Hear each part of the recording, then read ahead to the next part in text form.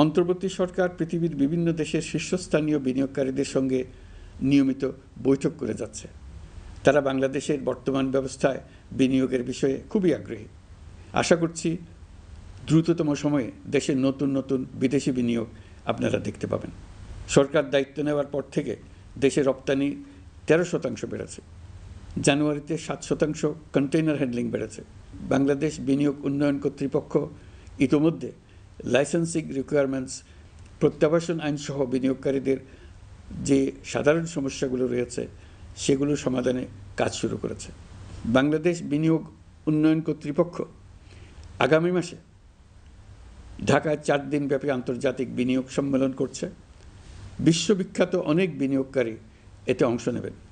ইতিমধ্যে DP World, Singapore PSA, AP Moller Maersk কয়েক billion ডলারের বিনিয়োগের প্রস্তাব করেছে।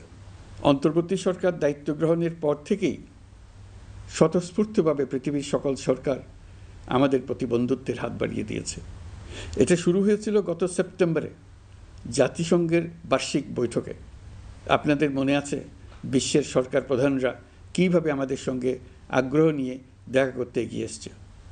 তারপর থেকে যে কোনো সম্মেলনে গিয়েছি, দেখেছি আন্তর্জাতিক নেতৃবৃন্দের আগ্রহ কীভাবে ক্রমেই বেড়ে চলেছে।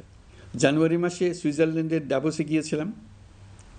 এই সম্মেলনে 47টি পৃথক ইভেন্টে আমার অংশগ্রহণ করতে হয়েছে। বিভিন্ন দেশের সরকার প্রধান, মন্ত্রী, বিশ্ব বাণিজ্যের নায়করা, জাতিসংঘের মহাসচিব, জাতিসংঘের বিভিন্ন সংস্থার প্রধানদের সঙ্গে বৈঠক করেছে। তারা আমাদের পাশে থাকার জন্য আন্তরিক আগ্রহ প্রকাশ করেছেন।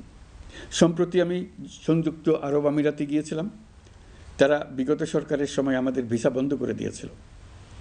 আমরা সেই দেশের ভিসার দরজা খোলার চেষ্টা চালিয়ে যাচ্ছি। তারা আশ্বাস দিয়েছেন তাদের দিক থেকে সকল আনুষ্ঠানিকতা সম্পন্ন করে ভিসার দরজা উন্মুক্ত করবেন। আমি আশা করছি সেটা দ্রুতই উন্মুক্ত হবে। আমি সংযুক্ত আরব আমিরাতকে আমাদের দেশে শিল্প কারখানা গড়ে তোলার জন্য একটি শিল্পাঞ্চল করার প্রস্তাব দিয়েছি।